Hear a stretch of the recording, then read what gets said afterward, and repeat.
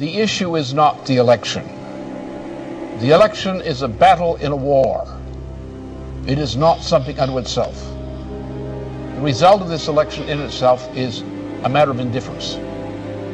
It's a question of how the battle is won and lost, which is important. But there's another issue here. There's also an issue of World War III.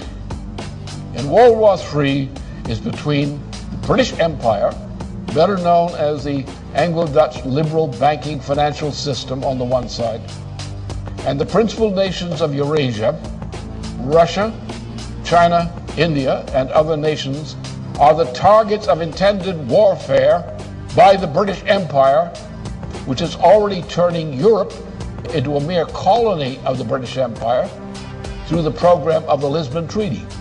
If the Lisbon Treaty were adopted, and is being pushed for adoption now, there would not be a single nation on the continent of Europe, west of Belarus and Russia, which had any sovereignty whatsoever. The British Empire would control the entirety of that region of Europe, from Portugal to the borders of Belarus and Russia, as a puppet of the Anglo-Dutch liberal financial interests. It is those interests represented in the United States for a long time have taken over control of the US dollar, control of the United States. Now they're moving in for the kill.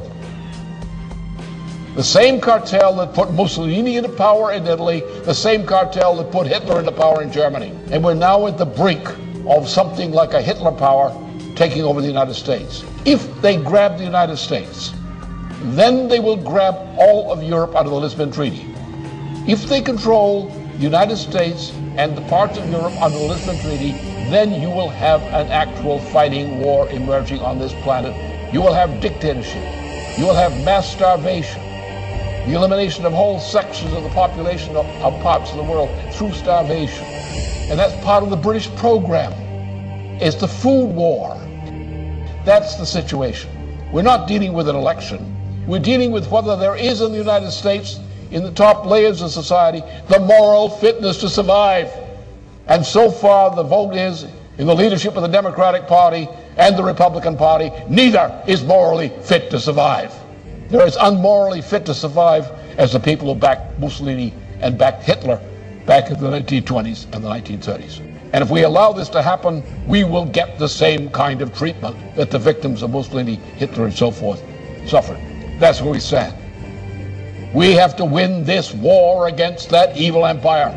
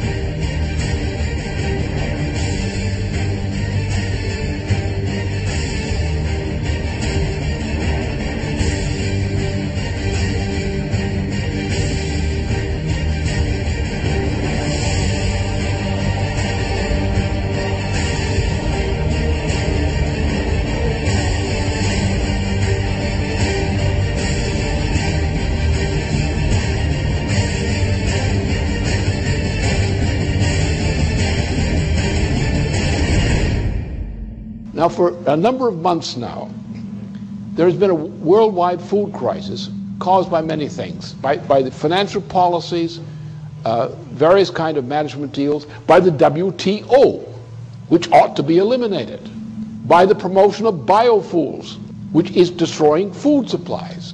This biofuel program is a gigantic swindle for which there is no possible justification. None. The justification comes out of the World Wildlife Fund of Prince Philip.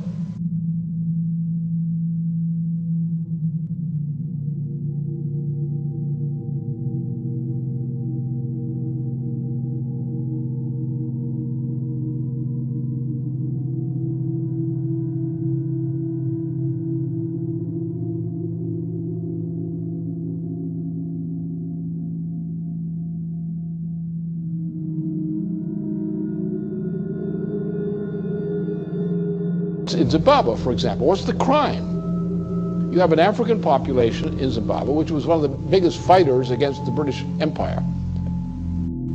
They're not allowed to develop their own territory because London, by various mechanisms, prevents them from doing so. And London uses the farms it allows to prosper in former Rhodesia to feed the populations of Britain. So you have non-African farmers running farms, producing food in Zimbabwe for the edification and fattening of Brits. But the rest of the population is inhibited in any attempt to develop. What they've done is they've taken industries, manufacturing industries in particular, agriculture in particular, and countries which were good agricultural producers or good manufacturing producers have been stripped of those industries. Those industries have been taken to populations where the lower 80% of the population is illiterate. So you have colonies of manufacturing in countries in Asia, Africa, and so forth, South America, where the people, the 80% of the population, does not participate in the economy. You have areas which used to be food-producing areas which no longer produce food. Because what you're having is a world dictatorship under the name of globalization, better called the new Tower of Babel, in which the cultures are being destroyed as the United States is being destroyed, as Germany is being destroyed, as Italy is being destroyed, as France is being destroyed, and the attempt to make war on China, India, and Russia. And that's the intent of the British Empire. Nothing less than destruction and breakup of China, the breakup of Russia, the breakup of India. That is the policy of the British Empire now. This is what the game is. And if this game is not stopped, I can tell you there'll be no planet. But then come back to the food question. If you want to get the American people and other people of other nations up on their hind legs, acting like free people rather than battered slaves, tell them their food for tomorrow morning is not there. That activates popular resistance more than anything else. We are now in such a situation. For many parts of the world, the lack of food is an immediate reality. There is a growing explosion throughout much of the world over this food shortage issue. The rate of food shortage is increasing because the stocking from various food stores, annual stores, has been already delivered, and there's not enough.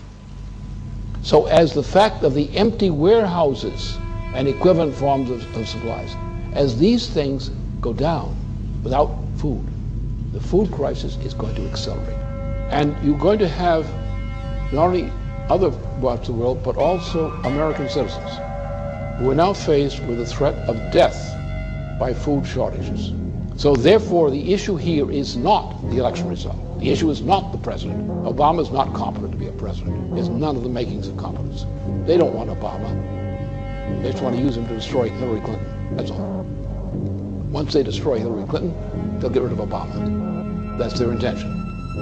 And their intention is to bring in a fascist regime in the United States, a presidency which will be in effect a fascist regime, which will cooperate with the British and bring the United States into alliance with the United Kingdom or the Anglo-Dutch liberals. Not all Brits are for this, by the way.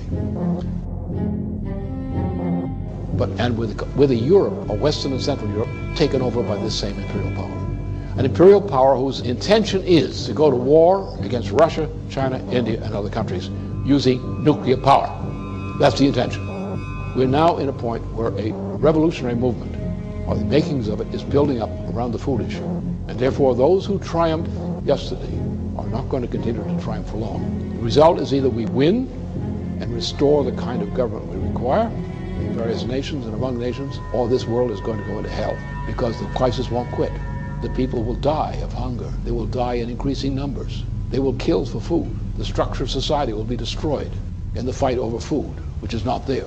Therefore, either we win this fight against this evil, or there won't be anything to fight for.